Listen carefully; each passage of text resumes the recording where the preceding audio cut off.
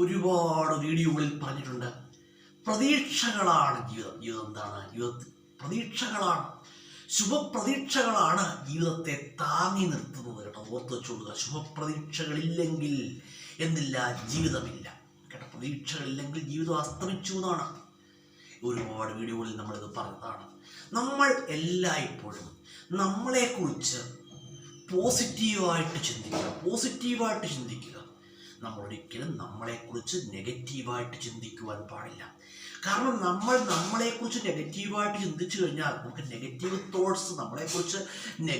Thoughts ഉണ്ടായിക്കഴിഞ്ഞാൽ, അല്ലെങ്കിൽ negative ചിന്താഗതികൾ ഉണ്ടായിക്കഴിഞ്ഞാൽ നമുക്ക് ജീവിതത്തിൽ വളരുവാൻ കഴിയില്ല. ജീവിതത്തിൽ ഒരിക്കലും ഉയർച്ച പ്രാപിക്കുവാൻ നമുക്ക് കഴിയാതെ വരും കേട്ടോ.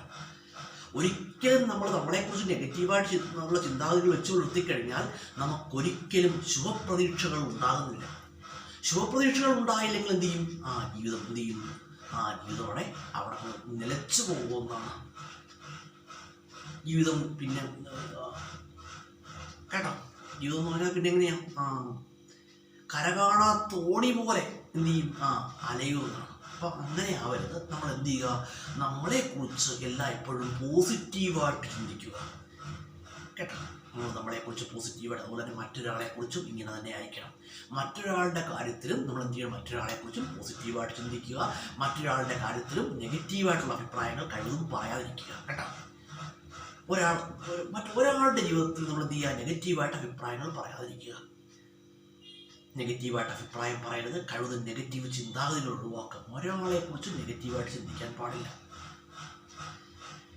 കേട്ടോ. നമ്മൾ പോസിറ്റീവായിട്ട് എന്തെങ്കിലും ദുഃഖമായിട്ട് അല്ലെങ്കിൽ എന്തെങ്കിലും സങ്കടമായിട്ട് നമ്മളെ സമീപിക്കുന്ന ഒരാൾക്ക് നമ്മളുടെ ഒരു നല്ല വാക്ക് അയാൾക്ക് ജീവിതത്തിൽ ഒരാശ്വാസമായി മാറിക്കഴിഞ്ഞാൽ അതെന്താണ്? വളരെ വലിയൊരു കാര്യമാണ്.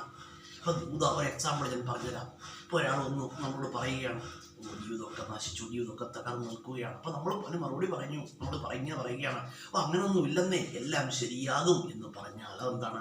അത് പോസിറ്റീവായൊരു വാക്കാണ്, പോസിറ്റീവായൊരു വർത്തമാനമാണ്.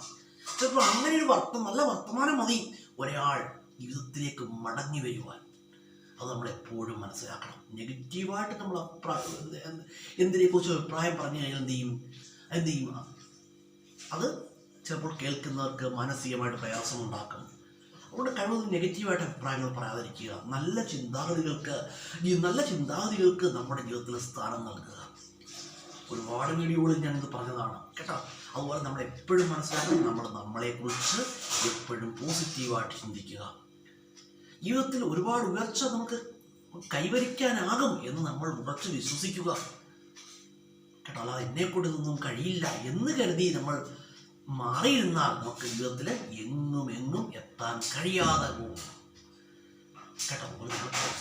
നമ്മൾ എന്ത് ചെയ്യുക? നമ്മൾ പോസിറ്റീവായിട്ട് അഭിപ്രായം പറഞ്ഞാൽ മാത്രം പോരാ, പോസിറ്റീവായിട്ട് ചിന്തിച്ചാൽ മാത്രം പോരാ, അതിനുവേണ്ടി പരിശ്രമിക്കുക. ജീവിതത്തിൽ എങ്ങനെ ഉയർച്ച പ്രാപിക്കാം എന്നതിനെക്കുറിച്ച് ആലോചിക്കുക. ഏത് വഴിയിലൂടെ സഞ്ചരിച്ചാൽ എനിക്ക് ജീവിതത്തിൽ ഉയരുവാൻ കഴിയും, അല്ലെങ്കിൽ എനിക്ക് ജീവിതത്തിൽ വളരുവാൻ കഴിയും എന്നതിനെക്കുറിച്ച് ചിന്തിക്കുക കേട്ടോ. ഒരു കാരണം വീണ്ടും പറയുകയാണ്, അങ്ങനെ ചിന്തിക്കുന്നത് നല്ലതാണ്. പക്ഷേ അതിനു വേണ്ടി നമ്മൾ സ്വീകരിക്കുന്ന മാർഗം എപ്പോഴും എന്തായിരിക്കണം? നന്മയുടെ മാർഗമായിരിക്കണം. ജീവിതത്തിൽ ഉയർച്ച പ്രാപിക്കുവാൻ നമ്മൾ തിരഞ്ഞെടുക്കുന്ന മാർഗം നന്മയുടെ മാർഗമായിരിക്കണം. തിന്മയുടെ മാർഗത്തിലൂടെ ഒരിക്കലും ജീവിതത്തിൽ ഉയർച്ച പ്രാപിക്കാൻ ശ്രമിക്കരുത്. അങ്ങനെ ശ്രമിച്ചാൽ എന്ത് ചെയ്യും? വൻ പതനത്തിലേക്ക് വീണു പോകും. അത് പാടില്ല. നല്ല ചിന്താഗതികൾക്ക്